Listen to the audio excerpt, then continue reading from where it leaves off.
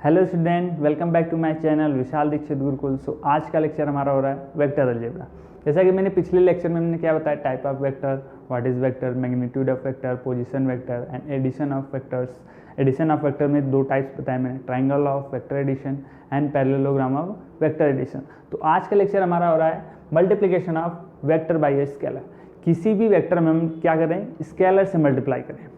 ठीक है, ये क्या है, किसी वेक्टर में हम क्या कर रहे हैं, स्केलर से मल्टीप्लाई करें। स्केलर क्या होता है, that has only magnitude, direction नहीं होता, उनके पास क्या होता है, केवल मैग्नीट्यूड होता है। या सिंपल सा लैंग्वेज में हम बात करें तो स्केलर एक नंबर है। स्केलर क्या है, नंबर है। तो नंबर से किसी वेक्टर में हम मल्टीप्लाई कर रहे हैं तो उनके डायरेक्शन में कोई चेंज नहीं होता है, उनके डायरेक्शन में बिल्कुल भी चेंज नहीं होती, उनके मैग्नीट्यूड में चेंज होता है। तो मैग्नीट्यूड में कैसे चेंज होगा, मान लीजिए कोई वेक्टर में देता हूँ यहाँ पे ए वेक्टर, ठीक है। अब इनसे मैं पूछता हूँ कि इसी में स्केलर का मल्टीप्लाई करें। स्केलर ले लेता हूँ 2 कोई नंबर है तो 2 से मल्टीप्लाई कर रहा हूँ, तो 2a वेक्टर क्या होगा, 2a वेक्टर क्या होगा, इसका दुगना। ये हो गया आपका 2a वेक्टर। 2a वेक्टर मैं यहाँ पे लिख देता हूँ, क्या हो गया 2a वेक्टर। डायरेक्शन चेंज नहीं होगा, क्या नहीं चेंज हो रहा है, डायरेक्शन चेंज नहीं हो रहा है। तो डायरेक्शन चेंज नहीं हो रहा है बट मैग्नीट्यूड चेंज हो। मैग्नीट्यूड बोले तो मैग्नीट्यूड मतलब length of line, length of line A B, length of vector, ठीक है। तो ये क्या हो गया, आपका मैग्नीट्यूड चेंज हो रहा है बट डायरेक्शन चेंज नहीं हो रहा है। इनको सिंपल सा लैंग्वेज में क्या बोल सकते हैं हम कि ए वेक्टर है, वेक्टर ए, उसमें क्या कर सकते हैं, किसी का भी मल्टीप्लाई कर देते हैं, किसी स्केलर का मल्टीप्लाई कर देते हैं। जैसे कि मैंने कर दिया के बी वेक्टर, के क्या है यहाँ पे, स्केलर। ये आपको समझ में आ गया, आई होप समझ में आ गया कि उनके मैग्नीट्यूड में चेंज होता है या स्केलर में चेंज नहीं होता है। कोई एग्जांपल से करते हैं, एग्जांपल सॉल्व करके दिखा देता हूँ मैं कि कोई वेक्टर है ए वेक्टर, ठीक है। ए वेक्टर क्या है, I cap plus 2j cap plus 2k cap. अब इनका मैग्नीट्यूड चेंज होगा, किसी का भी मल्टीप्लाई करेंगे तो क्या होगा, मैग्नीट्यूड। मान लीजिए मुझे निकालना है 2a वेक्टर, वेक्टर क्या होगा, हमेशा मैग्नीट्यूड में चेंज होगा, डायरेक्शन में कोई चेंज नहीं होगा। तो इनमें हम 2 का मल्टीप्लाई नहीं करेंगे, क्या करेंगे, ए वेक्टर का क्या करते हैं, मॉड निकाल देते हैं। मॉड क्या हो जाएगा, 1 का स्क्वायर प्लस 2 का स्क्वायर प्लस 2 का स्क्वायर, ये होगा, ठीक है। मैग्नीट्यूड ऑफ वेक्टर कैसे निकालते हैं, x square plus Y square plus Z square to whole square root. तो यहाँ क्या हो जाएगा, √9, यहाँ क्या हो जाएगा 3। तो वेक्टर ए की वैल्यू क्या है, मैग्नीट्यूड क्या है 3i। और वहीं पे 2a वेक्टर क्या होगा, 2a वेक्टर का मैग्नीट्यूड क्या हो जाएगा, यहीं पे 2 times of magnitude, 2 times of A vector, तो क्या हो जाएगा 2 × 3 क्या हो जाएगा 6। समझ में आई बात, आई होप आपको समझ में आ गया होगा। चलिए देखते हैं नेक्स्ट टॉपिक। नेक्स्ट टॉपिक हमारा क्या है, नेक्स्ट टॉपिक हमारा कंपोनेंट फॉर्म ऑफ वेक्टर। किसी वेक्टर का कंपोनेंट फॉर्म। कंपोनेंट फॉर्म क्या होता है, जैसे कि मैंने बताया representation of vector. Representation of vector को कैसे रिप्रेजेंट करते हैं, ये जो आप वेक्टर देख रहे हैं, vector a equal to i cap 2j cap plus 2k cap, वो आया कहाँ से, वो देखते हैं। चलिए फिगर से देखते हैं, कोई फिगर दिया हुआ ऐसा कुछ 3D में आते हैं पहले। ये x है, ठीक है, ये y हो गया, ये z हो गया। कोई पॉइंट है कहाँ पे, कोई पॉइंट है यहाँ पे P है, ठीक है, P है। वो क्या है, x y z तीनों में है, क्या है, x y एंड z तीनों में है। अच्छा, ऐसे आप समझ में आया कि z में कहाँ पे, z ये तो x और y प्लेन में दिख रहा है, z वाला प्लेन में तो नहीं दिख रहा है। तो आप ऐसे समझिए कि मैं कोई ग्राफ बना के दिखाता हूँ आपको, कोई ग्राफ बना के दिखाता हूँ, इसे थोड़ा रफ करते हैं, ग्राफ बना के आपको दिखाता हूँ कि आया कहाँ से, ठीक है।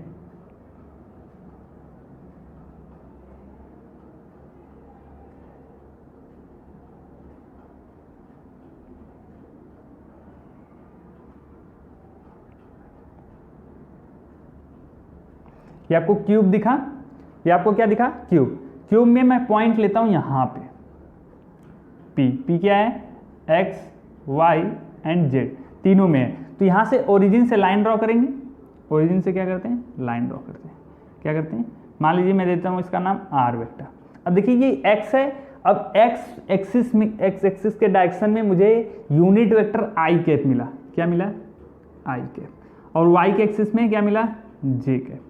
z के एक्सिस में के कैप, ये 3 मुझे मिला है। तो यहाँ से मुझे आर वेक्टर क्या होगा, आर वेक्टर क्या होगा, आर वेक्टर हो जाएगा एक्स आई कैप प्लस वाई जे कैप प्लस जेड के कैप। ये क्या मुझे मिला, ये मुझे मिला component form of vector. Okay, तो ये हो गया आपका कंपोनेंट फॉर्म ऑफ वेक्टर। अब इनमें एक्स वाई जेड क्या है, एक्स वाई जेड क्या है, लिखेंगे where x y and z are क्या है हमारे पास, स्केलर कंपोनेंट है, स्केलर कंपोनेंट है। वहीं दूसरा क्या है, एक्स आई कैप प्लस वाई जे कैप प्लस जेड के कैप आर, प्लस नहीं करेंगे, यहाँ पे एंड लगाएंगे, ठीक है, यहाँ पे लगाते हूँ, रफ कर देता हूँ, एंड जेड के कैप आर वेक्टर कंपोनेंट, क्या है, वेक्टर कंपोनेंट। तो ये आपको समझ में आ गया। कंपोनेंट फॉर्म ऑफ वेक्टर क्या होता है, वो रिप्रेजेंटेशन ऑफ वेक्टर होता है। सिंपल कैसे रिप्रेजेंट करते हैं हम किसी वेक्टर को, कोई एग्जांपल भी करके देख लेते हैं, ठीक है। एग्जांपल क्या होता है, 2 1 3 ले लेते हैं, जैसे कि ये है, ए वेक्टर क्या है, I cap plus 2 J cap plus 2 K cap. तो वहाँ आई कैप का कोएफिशिएंट क्या है, 1 1 2 एंड 2 क्या है आपका, यहीं पे देख लीजिए, इसमें 1 2 एंड 2 क्या है, ये क्या है, स्केलर कंपोनेंट है। लेकिन आई कैप 2 जे कैप 2 के कैप क्या है, वेक्टर कंपोनेंट है, जिसको वेक्टर कंपोनेंट पूरे बोलेंगे। और जो उसका कोएफिशिएंट है, I cap J cap and के कैप का कोएफिशिएंट है, उसको क्या बोलेंगे, स्केलर कंपोनेंट, ठीक है। नेक्स्ट टॉपिक क्या है आपका, नेक्स्ट टॉपिक है unit vector. Unit vector, unit vector क्या होता है, यूनिट वेक्टर क्या होता है, जैसे मैग्नीट्यूड क्या होती है, मेरी मैग्नीट्यूड क्या मिली, जैसे मॉड ऑफ ए वेक्टर क्या मिला, 3 मिला। 3 का मतलब क्या होता है, कोई भी लाइन ड्रॉ करता हूँ 3, तो ये 3 का मतलब है कि ये 3 यूनिट में है, एक यूनिट ये, एक यूनिट ये, एक यूनिट ये, इसको बोलते हैं ए वेक्टर।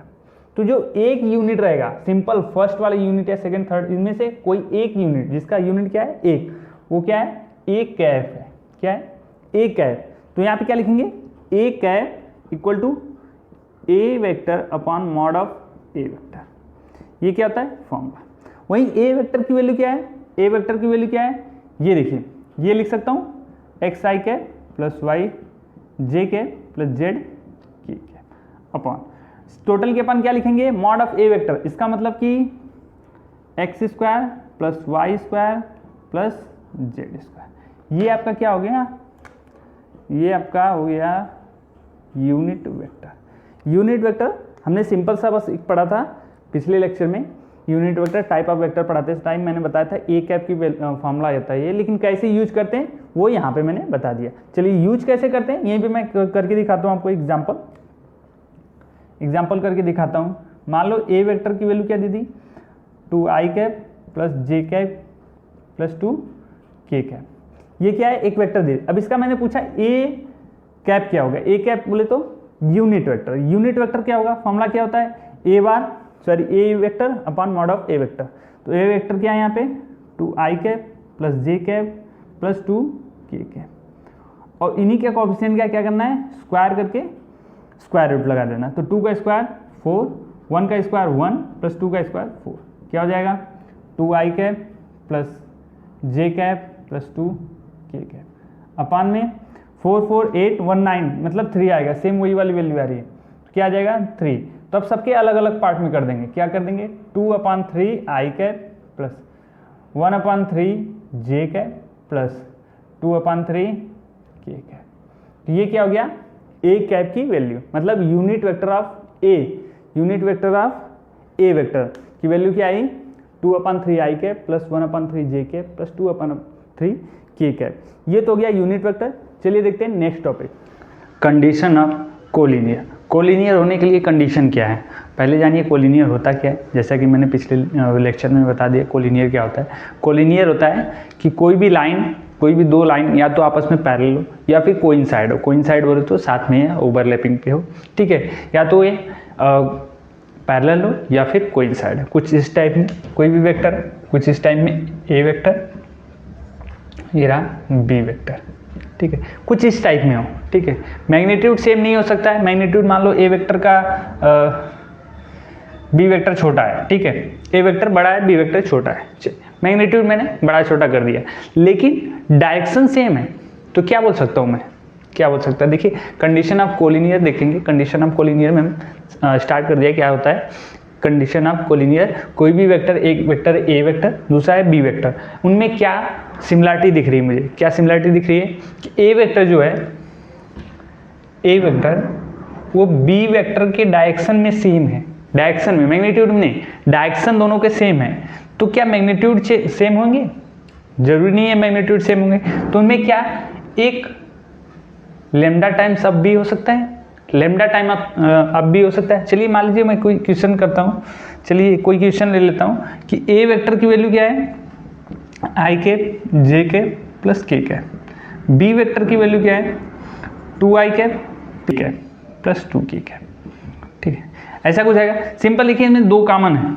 दो कॉमन किया, क्या बचा आई कैप जे कैप के कैप, और आई जे के कैप की वैल्यू क्या है, यहाँ पे ए वेक्टर है, तो यहाँ पे लिख सकता हूँ b vector equal to 2 times of A vector, 2 times of A vector, तो बी वेक्टर क्या है 2 टाइम्स ऑफ ए वेक्टर, तो वही मैंने चेंज किया है यहाँ पे, देखिए इसको चेंज करके लिख सकता हूँ, इसको A vector equal to half of B vector, ऐसा लिखा है। तो जो हाफ दिख रहा है वो क्या है आपके यहाँ, लेमडा है, हाफ क्या दिख रहा है, लेमडा।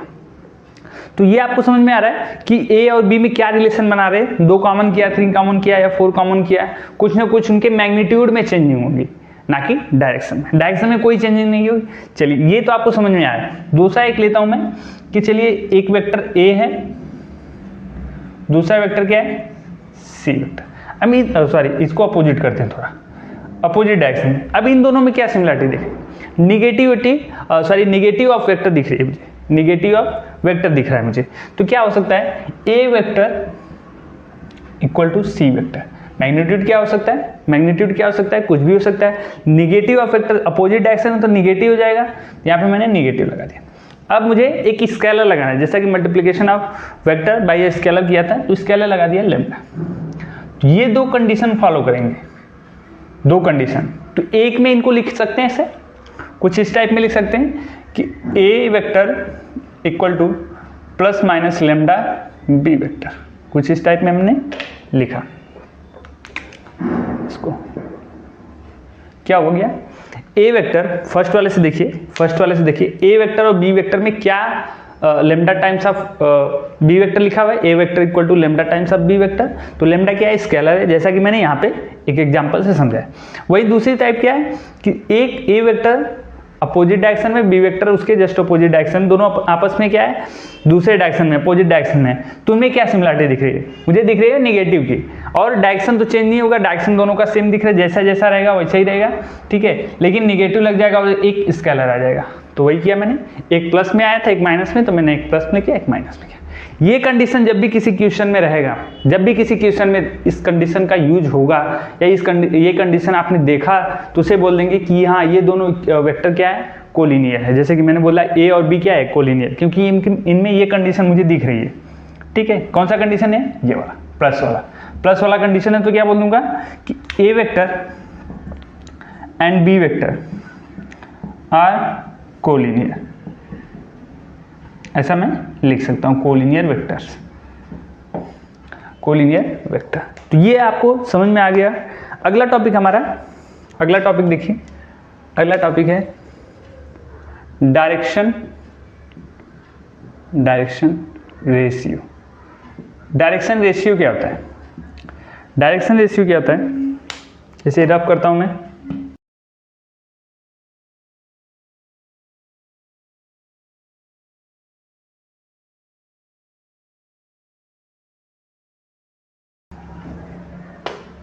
देखिए डायरेक्शन रेशियो क्या होता है, डायरेक्शन रेशियो होता है जैसे कि कोई भी वेक्टर ले लेता हूं मैं, ए वेक्टर इक्वल टू ले लिया मैंने एक्स आई कैप प्लस वाई जे कैप प्लस जेड के कैप, तो इनका पूछा जाएगा कि डायरेक्शन रेशियो क्या होगा, direction ratio of this vector, तो क्या बताएंगे आप कि हाँ डायरेक्शन रेशियो को डी आर में लिखता हूँ, डी आर इक्वल टू क्या हो गया, एक्स मिला वाई मिला एंड जेड मिला, ये क्या हो गया डायरेक्शन रेशियो, समझ में आई बात?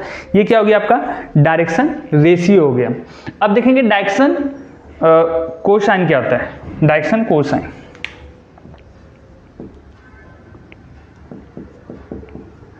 डायरेक्शन कोसाइन, किसी भी वेक्टर का क्या निकालना है मुझे, डायरेक्शन कोसाइन। तो क्या करेंगे डायरेक्शन कोसाइन, चलिए कोई वेक्टर दे दिया है यहाँ पे, A vector equal to X I cap plus Y J cap plus Z के कैप। इनमें डायरेक्शन रेशियो क्या होगा, डायरेक्शन रेशियो क्या होगा, तो डायरेक्शन रेशियो हम क्या करेंगे, ए कैप निकालेंगे और ए कैप का जो वैल्यू आएगी, ए कैप क्या आएगा, कुछ इस टाइप में आएगा, एक्स आई कैप और टोटल के पान लिख देंगे X square plus Y square plus Z square plus Y जे cap upon X square plus Y square plus Z square plus Z के square K cap upon root x square plus Y square plus Z square. तो direction cosine क्या होगा, यानी इसको D C से represent करते हैं। D C क्या होता है, क्या हो जाएगा, x upon root x square plus Y square plus Z square. दूसरा क्या होगा, ये रूट यहाँ तक है, y upon root x square plus Y square plus Z square. तीसरा क्या होगा, z upon root x square plus Y square plus Z square. I hope आपको समझ में आ रहा है डायरेक्शन रेशियो क्या होता है, डायरेक्शन कोसाइन क्या होता है। तो चलिए एक एग्जांपल सॉल्व करके देख लेते हैं, कोई भी एग्जांपल सॉल्व करके देख लेते हैं कि ए वेक्टर दिया है क्या, 2i cap plus 4j cap plus 3k cap. क्या हो जाएगा, इनका डायरेक्शन रेशियो क्या होगा, मतलब ये वाला डायरेक्शन रेशियो क्या होगा, सिंपल एक्स वाई जेड लिख लेना है, मतलब मैं लिखता हूँ डी आर, डी आर क्या हो जाएगा 2, 4 एंड 3, यही होगा 2, 4 एंड 3। लेकिन डायरेक्शन कोसाइन क्या होगा, यानी डीसी क्या होगा, डीसी के लिए क्या निकालेंगे हम, ए कैप, ए कैप निकालेंगे। ए कैप क्या होता है 2i cap plus 4j cap plus 3k cap. Total के अपन क्या करेंगे, 2 का स्क्वायर प्लस 4 का स्क्वायर प्लस 3 का स्क्वायर। सॉल्व करेंगे क्या आ जाएगा, 2 अपॉन 2 टू जा 4। अच्छा सॉल्व करके देख लेते हैं, सॉल्व करके देख लेते, 2i cap plus 4j cap plus 3k cap. Total के पान 2 टू जा 4, 4 जा 16 एंड 3 जा 9, 29 क्या आएगा 29। सॉल्व करके देखेंगे तो आएगा 29। 29 को मैं क्या करता हूँ, स्प्लिट कर देता हूँ सब में, आई कैप प्लस 4 अपान रूट 29 जे कैप प्लस 3 अपान रूट 29 के कैप। ठीक है, क्या हो गया, ये ए कैप की वैल्यू आई, क्या आया ए कैप। ठीक है, अब इनका क्या निकालना है मुझे, डायरेक्शन कोसाइन, डायरेक्शन कोसाइन। तो डायरेक्शन कोसाइन क्या होगा, डायरेक्शन कोसाइन क्या होगा, 2 upon root 29 and 4 upon root 29, 3 upon root 29। ये क्या हो गया, डायरेक्शन कोसाइन हो गया। डायरेक्शन रेशियो क्या होता है, डायरेक्शन कोसाइन क्या होता है, वो आप लोग ने समझ लिया। लेकिन एक और बात नोट में लिखेंगे, एक और बात, कोई भी आपके पास यूनिट वेक्टर है, कोई क्या है यूनिट वेक्टर ए कैप, उसी का आपका क्या निकालना है, डायरेक्शन रेशियो और डायरेक्शन कोसाइन। तो दोनों के direction ratio and direction cosine आपस में क्या होंगे, इक्वल होंगे। डी आर मतलब डायरेक्शन रेशियो, डी सी मतलब डायरेक्शन कोसाइन, ये दोनों आपस में इक्वल होंगे। यदि ए कैप का पूछा जाए, जैसे कि मैं पूछता हूँ ए कैप, ये वाली वैल्यू का क्या पूछता हूँ मैं, इस वाले वेक्टर का क्या पूछता हूँ मैं, यूनिट वेक्टर का क्या पूछता हूँ, direction ratio and direction cosine. तो दोनों का direction ratio direction cosine same हो जाएगा, क्योंकि क्या है, यूनिट वेक्टर है, सेम है। तो डायरेक्शन रेशियो डायरेक्शन कोसाइन कब इक्वल होंगे आपस में, जब किसी यूनिट वेक्टर का आपको पूछा जाएगा कि डायरेक्शन कोसाइन क्या है, डायरेक्शन रेशियो क्या है। चलिए देखते हैं नेक्स्ट टॉपिक क्या है। नेक्स्ट टॉपिक हमारा है सेक्शन फार्मूला। सेक्शन फार्मूला आपने 11th में पढ़ा है, ठीक है, कोऑर्डिनेट ज्योमेट्री में आपने क्या पढ़ा, सेक्शन फार्मूला। सेक्शन फार्मूला मैंने 3 टाइप में पढ़ा है। आपने क्या क्या पढ़ा है भाई, 3 टाइप में पढ़ा है। पहला पढ़ा है आपने इंटरनली, सेकंड क्या पढ़ा है, एक्सटर्नल, थर्ड क्या है, मिड पॉइंट। 3 आपने पढ़ चुके हैं। तीनों कैसा होता है, इंटरनली क्या होता है, उसका मतलब होता है कि कोई भी वेक्टर रहेगा या कोई भी लाइन रहेगा, ठीक है। तो अभी हम सेक्शन फॉर्मूला वेक्टर में जब पढ़ेंगे, अभी पढ़ेंगे, तो पहले देखते हैं कि जियोमेट्री में कैसा पढ़ा है, कोऑर्डिनेट जियोमेट्री में कैसा पढ़ा है। तो उसमें पढ़ा है कि एक वेक्टर है या एक लाइन है पी क्यू, पी क्यू में इंटरनली कोई इंटरसेक्ट कर रहा है, इंटरनली कोई इंटरसेक्ट कर रहा है कोई लाइन, मान लो आर पॉइंट पे क्या इंटरसेक्ट है। तो दो पार्ट में डिवाइड हो गया ये, एक एम हो गया एक एन हो गया। तो एन अपान एम के रेशियो में हो गया, क्या रेशियो हो गया, एम अपान एन का रेशियो। तो p r upon p q क्या हो गया, m upon n, p r upon r q होगा, आर क्यू देखिए p r upon r q, p r की वैल्यू एन और आर क्यू की वैल्यू एन।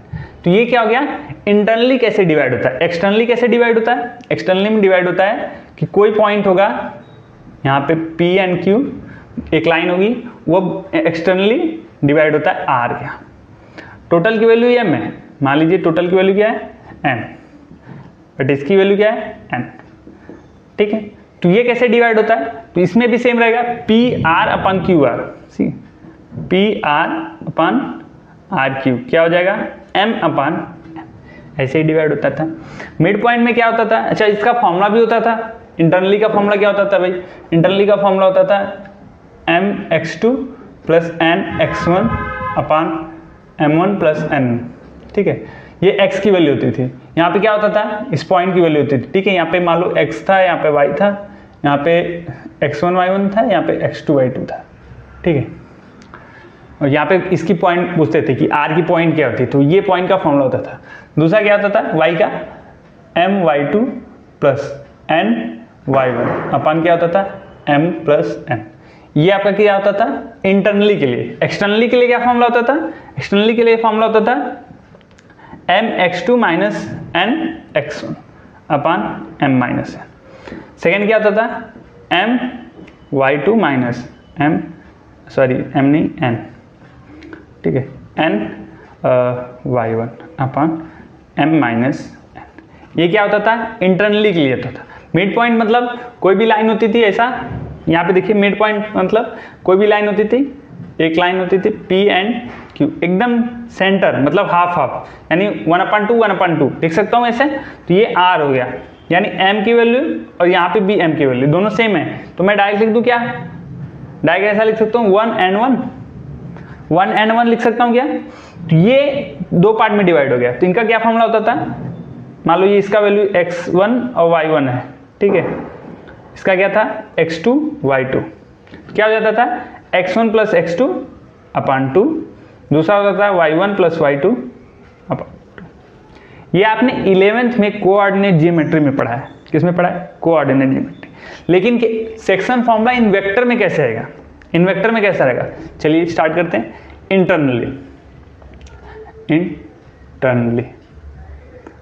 इंटरनली कैसे डिवाइड करेगा, कोई भी पॉइंट लेते हैं, कोई भी लाइन लेते हैं, चलिए लाइन ले लिया मैंने, इसको डिवाइड करते हैं। कोई लाइन ले लिया, ये ले लिया P, ये ले लिया मैंने Q, ठीक है। अब इनमें इंटरनली कहीं डिवाइड कर रहा है, मान लीजिए R, ये हो गया आपका N, ये हो गया M, ठीक है।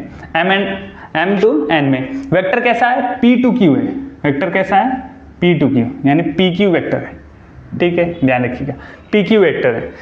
अब वहीं पे एक पोजीशन वेक्टर बताएंगे, P का क्या है पोजीशन वेक्टर, ठीक है। पोजीशन वेक्टर कैसे निकालते थे, ये ओरिजिन होता था, ओरिजिन से एक लाइन ड्रॉ करते थे, यहाँ से एक लाइन ड्रॉ करते थे, ठीक है, और एक लाइन यहाँ से ओ आर की वैल्यू, ठीक है। तो इनका क्या फॉर्मूला होता था, इनका फॉर्मूला होता था, मान लीजिए इस वेक्टर का मुझे इस लाइन का वेक्टर निकालना होता था, तो आर वेक्टर क्या होता था कि m b vector plus n a vector upon m plus n. ये किसके लिए फॉर्मूला होता था, इंटरनली। सेकेंड देखेंगे एक्सटर्नली क्या होता था, ये इंटरनली के लिए फॉर्मूला होता था, ठीक है, याद रखिएगा इंटरनली के लिए। कैसे इंटरनली, ये इंटरसेक्ट करता था, वो लाइन क्या है इंटरसेक्ट करता था। सेकेंड क्या है एक्सटर्नल,